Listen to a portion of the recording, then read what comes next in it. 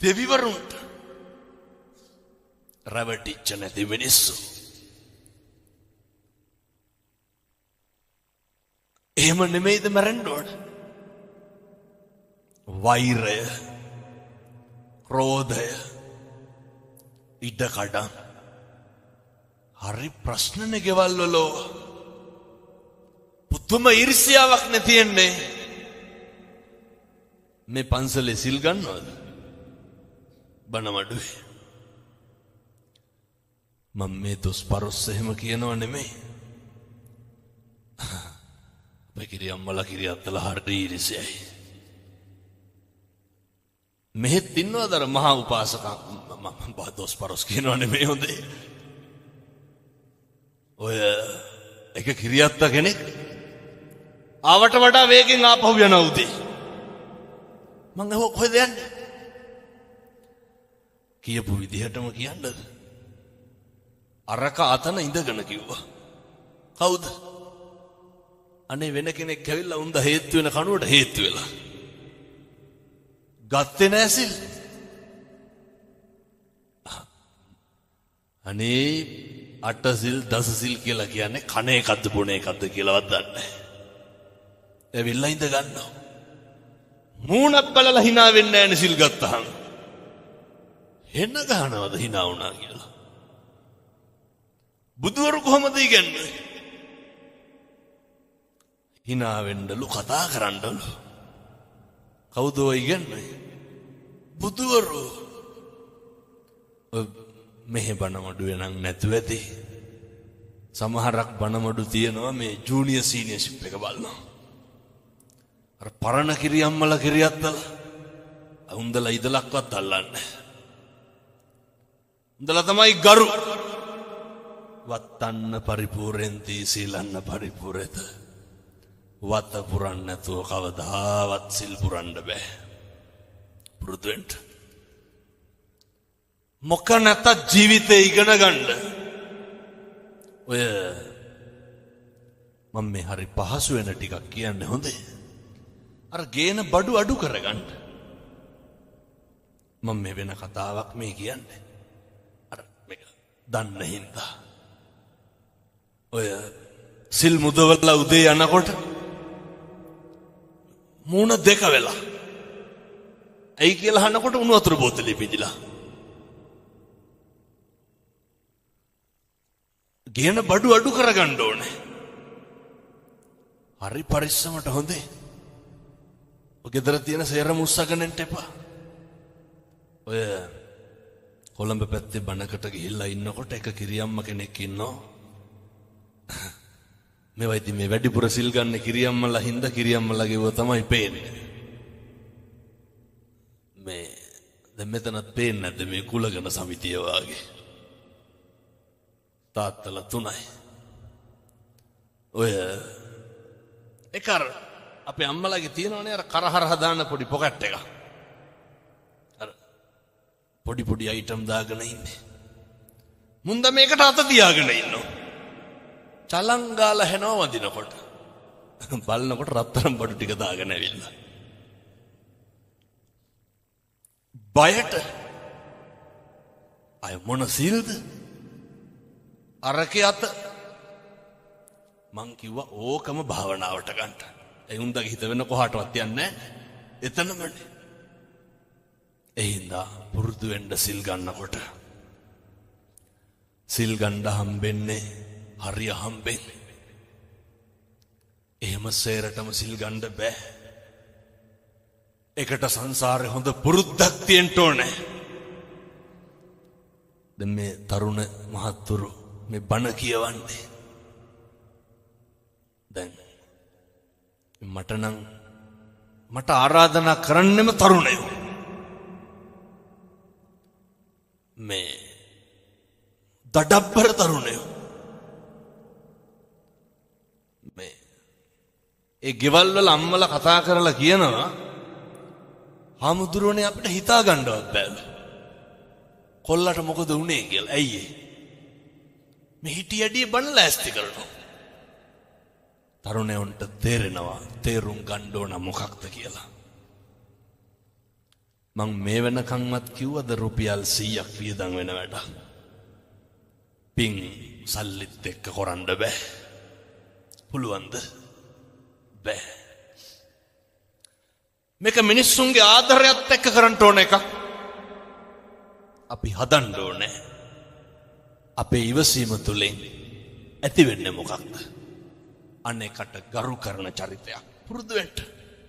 පන්තියක් ප්‍රාන්තරයක් ભેදයක් කුලයක් නැතුව අනේක එක්ක හොඳට hina වෙන්න. හොඳට කතා කරන්න. කවදාවත් උද්දච්චකම් තියාගන්න එපා. රස්සාව නම්බුව වංශය විශ්‍රාමය කුලය මාන්නකාරකම බලපුලුවන්කාරකම ඒවා අද ඉඳන් අයින් කරන්න. මේක හරි සැහැල්ලුවෙන් ඉන්න. මේක හරි ජීවිතේ කොහොමද බුදුහාමුදුරු ගන්නන්නේ තියාගන්න කියලා. උන්වහන්සේ අපිට දේශනා කරන්නේ කෛරා තේතං පුනප්පුනා නැවත නැවත සිහිපත් කරන්නට මොකක්ද? සුඛෝ පුඤ්ඤස්ස උච්චයෝ. මේ කරපු පින් නැවත නැවත සිහිපත් කරන්න. එතකොට මේව වර්ධනය වෙනවා. මේ අර සබ්බ පාපස්සා කරන ඒ සනාතන දහම කුසලස්ස උපසම්පදා කුසල්ම වඩන්ට සචිත්ත පරියෝදපන අපේ බුදුවරුන්ගේ අනුශාසනාවනේ. අපි දන්නව මොකක්ද පව් මොකක්ද පින්? නොදන්නව නෙමෙයිනේ. මදුරුවෙක් මරණකොට පව්ද පින්ද? දන්නවා.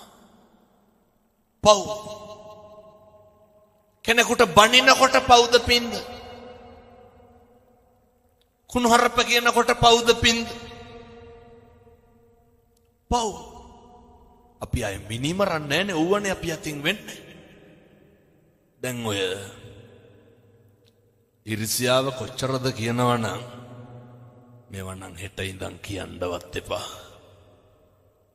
තරුණයෙක් ෆිනෑන්ස් එකක් දාලා බයිසිකලයක් කියනවා. ගමේ අපි මොකද්ද කියන්නේ? මං මට ඇහිච්ච විදිහටම කියන්නද?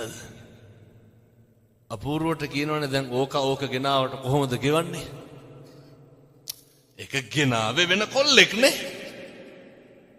මේ පැලෙන්නේ කවුද? කොහෙවත් නැති මිනිස්සු. එහෙම නැත්නම් අපේ ගම්වල මිනිස්සු. එහෙමයි. ගෙදරට කර්ටන් ටික දාන්න බෑ ඉස්සරහට. අහනවා මොකද ඔය කියලා. නැද්ද? මේ වෙන කවුරුවත් කර්ටන් එල්ලන්න. බාත්රූම් එකක් හදන්න බෑනේ. ජීවිතේ පුදුම විදිහට අපි අනුන් ගැන හොයනවා. අනුන්ගේ දේවල් හොයනවා. අනුන් ගැන කතා කරනවා. අවසානයේ කාටද පව් පිරෙන්නේ? අපිට. ඒ නිසා සත්පුරුෂ අම්මේ තාත්තේ මේ හැම එකකටම හේතුව මුල මේ ලාභය අලාභය දුක සැප නින්දාව ප්‍රශංසාව යසායස් ඔය ටික තමයි ප්‍රශ්නේ. ජීවිතේ පුරුදු වෙන්න ලාභය වගේම තමයි කවදා හරි මොකද්ද තියෙන්නේ? දැන් අර දැක්ක නේද? මෙක්සිකෝවට යන වාහන 3500ක් පටවගත්ත නැව ගිනි ගන්නවනේ. ඒක එහෙම තමයි. හැමදාම නැහැ. හරි පොඩි කාලයයි මිනිස්සුන්ට තියෙන්නේ. ඒ හින්දා ඔය ඕනෑවට වැඩිය ඉලිප්පෙන්ඩ යන්න එපා. ඕනෑවට වැඩිය ඉදිමෙන්ඩ යන්න එපා. ඔය බලන්න පුළුවන් තරම් මහ පොළොවෙම පය ගහලා ඉන්න. මහ පොළොවෙම හැබැයි මේකත් මතක තියාගන්න ඕනේ. ඉදිමෙන එක ඉලිප්පෙන එක මිනිස්සුන්ගේ වැඩ. එහෙමයි කියලා ඔය කියන්න ඕනද? ඔය කියනව නේද අපි ඔවුන්ට ඒ කාලේ මෙහෙමයි කෙරුවේ කියලා. එහෙමනම් කියන්න එපා. උදව් කරපුවා උදව් විදිහට තියන්න. ප්‍රති උපකාර කරන එක ඒ මිනිස්සුන්ගේ වැඩක්. උපකාර කරන එක ඒක අපේ වැඩ. දැන් පැය එකයි කාලක් මම මේ ටික කිව්වා. දැන් පැහැදිලිද මේ කණුදෙනු අපි තුල විසඳ ගන්න තියෙන්නේ කියලා? මේකේ ලොකු කතන්දරයක් නැහැ. ඔය එහෙම ලොකු පූජා දීලා බේර ගන්න එකක් මේකේ නැහැ. එහෙම තියනවද? රුපියලක්වත් වියදම් වෙන්නේ. පුරුදු වෙන්න අනේකගේ දුක, අනේකගේ අපහසුතාවය, අනේකගේ වේදනාව, අනේකගේ කඳුල, අනේකගේ බඩගින්න ඔය ටික අඳුර ගන්නකෝ. ඕවට කොහෙන්ද ආගමක්? ඕවට කොහෙන්ද ජාතියක්? අනේක අපහසුතාවයට පත් වෙන තැනදී උදව් කරන්න.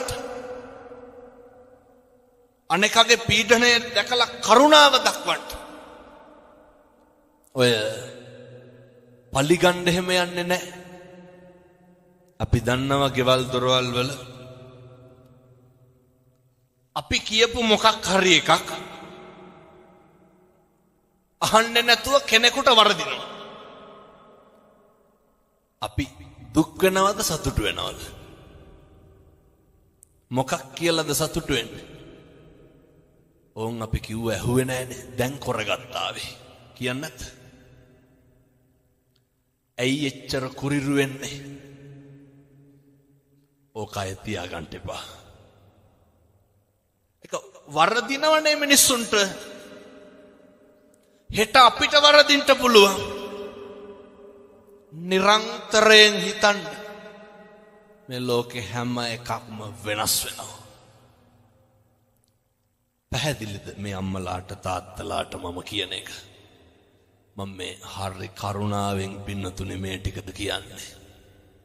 ඇයි මේ අසනීපේ තියාගෙන කිලෝමීටර් 500ක් විතර තියෙනවා. දැන් යනකොට පාන්දර එකවත් වෙයි. අය මං හෙට උදේ බණට යන්න එපැයි. හරි සද්භාවයෙන් දේශනා කරන්න. ජීවිතේ පුරුදු වෙන්න. මේ ටික ගෙදරම විසඳගමු. තාම පන්සලටවත් ගියේ නැහැ.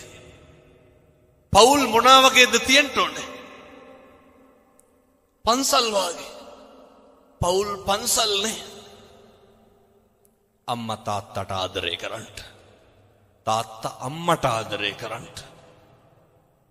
දරුවෝ ටික හොඳට හදාගන්න මම යෝජනා කරනවා. අවුරුද්දට බණ කොච්චර කිව්වත් හැමදාම මම මේ ටික කියනවා. දරුවොත් එක්ක මේක හොඳට අහගන්න ඕනේ. අද ඉඳන්වත් බැරි වෙයිද හැන්දෑවට ගෙදර බුදුන් වැඳ ගන්න? ඒක කරන්න. බුදුන් වඳින්න. පින් සිද්ධ වෙන්නේ නැද්ද? පින්පව් පැත්තකින් තියමුකෝ. ඒක ලොකු ආයෝජනයක්. බෝසත් දරුවෝ හදාගන්න පුළුවන්. හැන්දෑවේ ගෙදර බුදුන් වඳින්න. තනියෙන් වඳිනවා වෙන්න පුළුවන්. ඒකේ වැඩක් නැහැ. මේකට පුරුදු වෙන්න. බුදුන් වඳින්න. කහට කෝප්පයක් ගිලම්පසට තියලා බුදුන් වඳින්න. මම මේ හරි සරල ක්‍රම ටිකක් කියන්නේ. හරියට මිනිස්සු මට පින් දෙනවා හාමුදුරුවනේ. රුපියලක්වත් වියදම් වෙන්නේ නැතුව අපේ ගෙදර හරි සනසීමෙන් අපි ඉන්නවා. සමහර තාත්තලා පුරුදු වුණා මම දේශනා කරලා උදේට බුදුහාමුදුරන්ට පැන් ටික පූජා කරන්න. දැන් තාත්තා කියනවා හරි සතුටුයිලු මට කලින් පොඩි එකා නැගිටලා එනවලු. අම්මා කුස්සියේ වැඩ අම්මනේ ගෙදර අම්මා අසතුටින් නම් ගෙදර වැඩ සේරම ඉවරයි හොඳේ. අම්මගේ මූණේ හිනාව නැත්තම් ගෙදර සතුටක් නැහැ. අම්මා කතා කරලා කියනවා අඬා මිනිස්සු කියන්නේ හාමුදුරුවන්ට බුදු බවත් වෙන්න ඕනේ. මහත්තයයි දරුවයි යාම් පැන් ටික තියනවා උදේට. අය කොහෙද ඒ ගෙදර කුණු හරපයක් කියන්න වෙලාවක් තියෙන්නේ. අපි හැන්දෑවට බුදුන් වඳිනවා. අම්මා කිව්වලු තාත්තට මේ මිනිස්සු මට පින් දෙනවා හරියට. තමුසෙට බොණ්ඩ මෝන්නම් හා යනවා කිව්වලු. තාත්තා ගෙදර බුදුන් වඳිනවා හැන්දෑවේ. අම්මා තේරුම් ගත්ත තාත්තට අරක්කු ටිකක් බොන්න ඕන වෙලා කියලා. අම්මා මොකද කියලා තියෙන්නේ? බොණ්ඩ මෝන්නම් යනවා. අම්මා කියනවා වෙනද හාමුදුරුවනේ මට මතක් වෙනකොටත් අප්පිරියයි. බලන්න එකිනෙකා තේරුම් ගන්න විදිය. ඇයි ආදරය විතරයි අන්තිමේට ඉතුරු වෙන්නේ. අනෙක්කගේ හිත රිදෙන්න වචනයක් කියන්නේ නැහැ කිසි කෙනෙක්. එහෙනම් ඔය ටික කරන්ට මහා දෙයක් බැරි වෙයිද හෙට ඉඳන් කරගන්න. බැරිකමද නොකරනකමද? ඔක අපි කරමු. කිරි ඉතුරුව වගේ හරියයි ගෙවල් වලට. මම දරුවන්ට යෝජනා කරනවා. අම්මටයි තාත්තටයි. බුදුහාමුදුරුවෝ කොහොමද කිව්වේ සලකන්න කියලා? බුද්ධෝවිය මාතා බුද්ධෝවිය පිතා. හරි කනගාටු කාරණයක් තියෙනවා. මන් තව විනාඩි 10ක් විතර කිව්වට කමක් නෑ නේද? ලොකු වෙලාවක් ගන්නෙ නෑ. ඉක්මනට කියන්න. සමහර දරුවන්ට දෙමව්පියෝ කලකිරෙන්නේ කොතනින්ද? කිරි බොනකොට කලකිරෙනවා. ඉස්කෝලේ යනකොට නෑ. අවුරුදු 25ක් විතර බත් හම්බලා දෙනකන් කලකිරෙන්නේ නෑ. ඒ අවුරුදු 25 මතකත් නෑනේ. අවුරුදු 25න් පස්සේ අපූර්වට කියනවා හාමුදුරුවනේ අපේ අම්මලා වැඩක් නැහැ. මම මොකද? නැති ඔච්චර අපේ එක්කෙනාට ළමයා හම්බෙලා හිටිය නිකමටවත් ආවේ නැහැ. ඕ කලකිරෙන්න හේතුව. අවුරුද්දට දවස් 365යි. වේල් දෙක ගානේ බත් මුට්ටි හැදුවත් අවුරුදු 10ට බත් මුට්ටි 7000යි. බත් මුට්ටි 20000ක් විතර ගෙදර තම්බලා තියෙනවා අම්මා.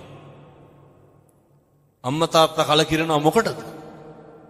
ළමයින්ගේ දරුවෝ හදන්න ආවේ නැහැ කියලා. ඕක කලකිරෙන්න ඕනද? කල නෙමෙයි බැරල් කිරෙන්න ඕන අම්මටයි තාත්තටයි දරුවෝ කරණෙව්වට. ගොඩක් දරුවෝ කියනවා අපේ අම්මයි තාත්තයි අපිට කෙරුවේ නෑලු.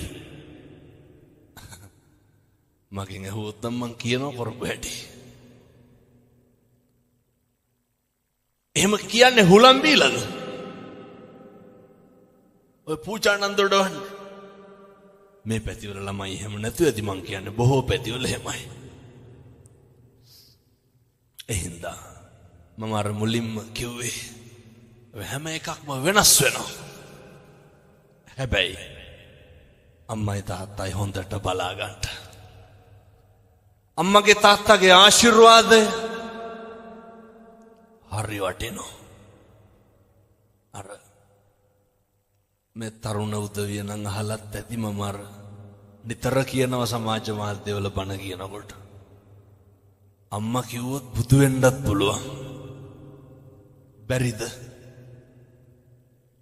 අම්මලාගේ වචනවලට එච්චර පණ තියෙනවා.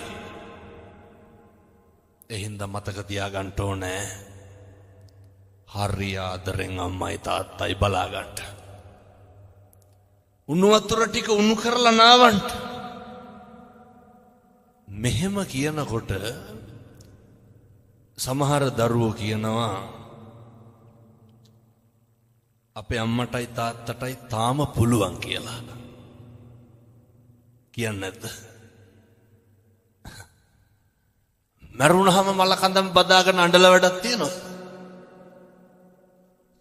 මම දැකලා තියෙන මිනි වලට බල්බ් බැල් දාලා. දැකලා නැද්ද? මොකටද? ෆෑන් දෙක ගන්න දාලා තියෙනවා. දාඩි දානවද? ඔය මැරිච්ච ගමන් නෙස්කැපේ දෙන්න එන මිනිස්සුන්ට හොඳේ. ඉවත් වෙලා ඉන්නකොට කහටවත් නැහැ. ඒ හින්දා මතක තියාගන්න.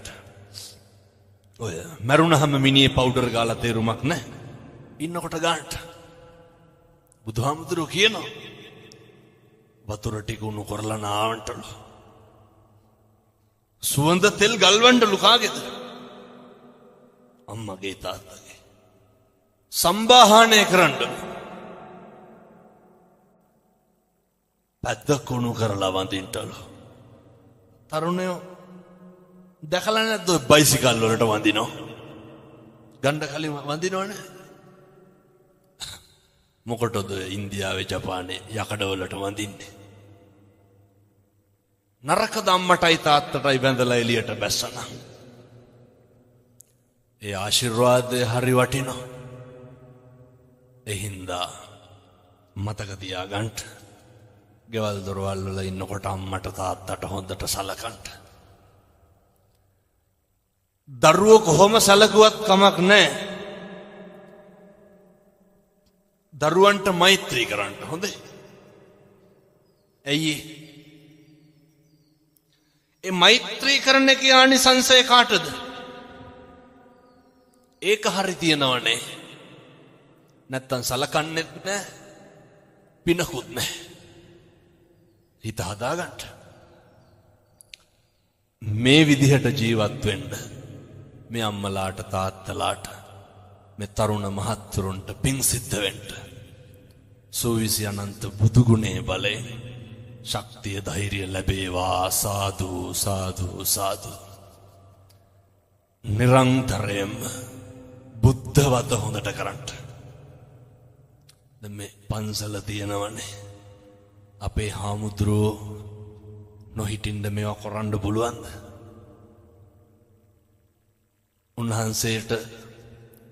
උන්වහන්සේ මේ පන්සලට කරන ටික ගෙදරට කෙරුවා නම් එහෙම කොච්චර දෙයක් කරන්න පුළුවන්ද?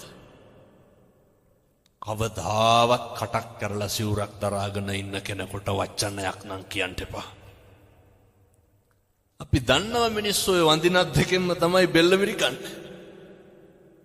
පන්සලේ ප්‍රශ්නයක් වුණාම නේ ලණුව නැති ගන්ටාරේ නැගලා ගහලා කියන්නේ වරෙල්ලා ප්‍රශ්නයක් කියලා. ඒ හින්දා හාමුදුරුවෝ හොඳට බලා ගන්නට. හොඳට පරිස්සම් කර ගන්නට. මේ හැම එකක්ම කරන්නේ උන්වහන්සේලා හින්දා. ඒ වගේම මම මුලින් දේශනා කරේ බුදුහාමුදුරුවන්ගේ වද්ද පිළිවෙත හොඳට කරන්න. දැන් ඔයත්තන්ට අත්දැකීම් තියෙනවනේ. අර පැරලිය ස්ටේෂන් එකේ රේල් පීලි දෙකට නැමුණනේ සුනාමි. ගාල්ලේ බුදු පිළිමේ කී දෙනෙක් එල්ලිලා හිටියද? තින්ත පතුරක් ගැලවුණා අපේ බුදුහාමුදුරුවෝ. අරනායක සාමසර කන්ද නායකයා මතකත් ඇති 2016 මාවනැල්ලේ. පවුල් 350ක් විතර එක පස් කන්දට යට වුණා. අර ගමේ මිනිස්සු වැඳපු බුදපු ඒ බුදු පිළිම හෙල්ලුණාද? නැහැ. අපේ බුදුහාමුදුරුවෝ. එනිසා මතක තියාගන්න. ඒ බුද්ධවත හරියට කරන්න. අපි වෙනුවෙන් අප්‍රමාණ කැපකිරීම කරපු උත්තමයෙක්. උදේ හවා ගෙදර බුදුන් වඳින්න අම්මේ තාත්තේ. හරියනවා කිරි ඉතුරුව වගේ වරදින්නේ නැහැ. දරුවෙක්වත් නොමග යන්නේ නැහැ. මම මගේ හදවතින් ප්‍රාර්ථනා කරනවා මේ අම්මලාට තාත්තලාට මේ කියපු විදිහට ජීවත් වෙන්න අවශ්‍ය ශක්තිය ලැබේවා. සාදු සාදු සාදු.